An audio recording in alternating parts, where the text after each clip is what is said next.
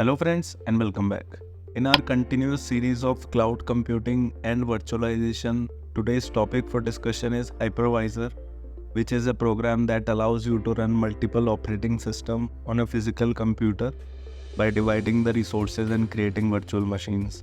We will also discuss types of hypervisors, what are the things to consider while choosing the right hypervisor, and some benefits of hypervisor. So without wasting any time, grab a notepad and let's begin. A hypervisor is a software layer that enables the creation and management of virtual machines on a host machine. Instead of using physical hardware for each machine, hypervisors allows multiple guest operating systems to run concurrently on a single physical host. And this technology is important for server virtualization, which provides a bridge between the computer's operating system and the hardware to efficiently share resources, right? Each virtual machine can have its own operating system and applications functioning independently, just like a separate physical computer. In our earlier videos, we have already discussed about virtual machines and why they are used. You can go and watch that video for better understanding. Types of hypervisors. There are two main types of hypervisors. Type 1 hypervisor or bare metal. Bare metal refers to the physical hardware, and in the context of hypervisor, bare metal refers to the type of hypervisor that runs directly on the physical hardware of the host machine without any operating system.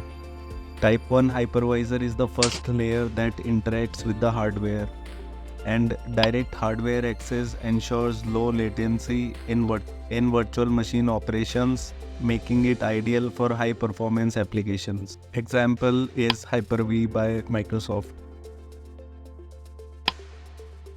Type 2 hypervisor, which is a hosted hypervisor.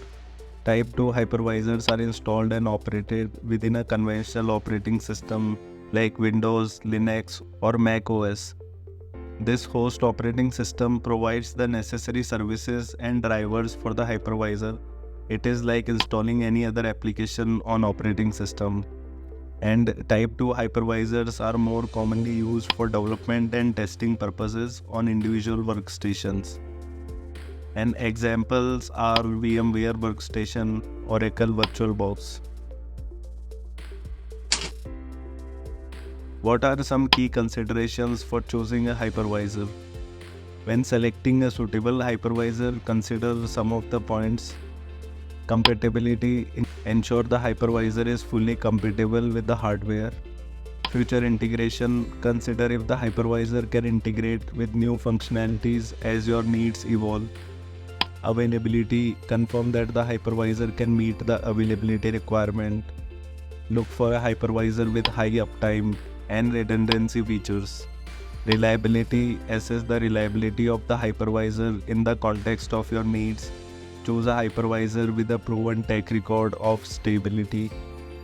And scalability. Select a hypervisor that can scale up or down to meet changing resource demands, right? So these were some of the considerations for choosing a hypervisor. Now let's understand what is difference between type 1 and type 2 hypervisors. Let's compare both based on different features. Type 1 hypervisor is installed directly on the physical hardware, while type 2 hypervisor is installed on top of existing operating system.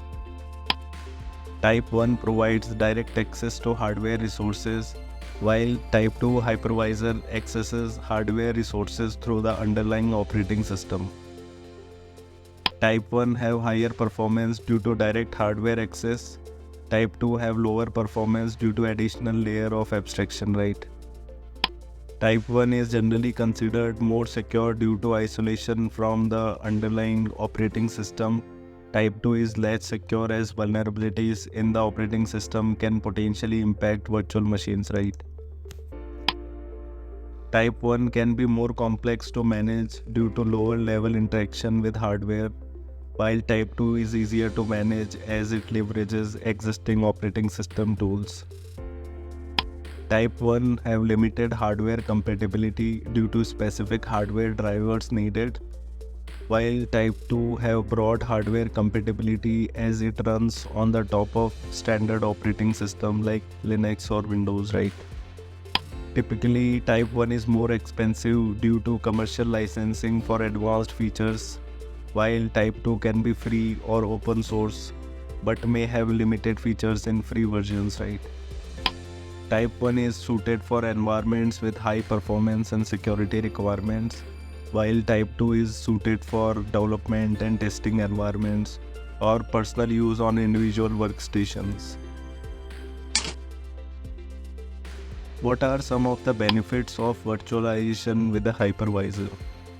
Consolidation: it reduces the number of physical servers required, leading to cost savings on hardware, power, and cooling, as well as saving valuable data center space. Isolation: it enhances security and stability by isolating each virtual machine so that a problem in one virtual machine does not affect others, ensuring better application performance and reduced risk of security breaches, right? Flexibility: it provides the ability to quickly adapt to changing workloads, deploy new applications, and allocate resources dynamically. Disaster recovery: it simplifies disaster recovery processes by enabling faster and more reliable recovery of systems and applications, reducing downtime and ensuring business continuity. Testing and development: it allows developers and IT teams to safely test and develop new applications and updates in a controlled environment, which reduces the risk of deployment issues and improving software quality. So these were some of the benefits of virtualization with a hypervisor.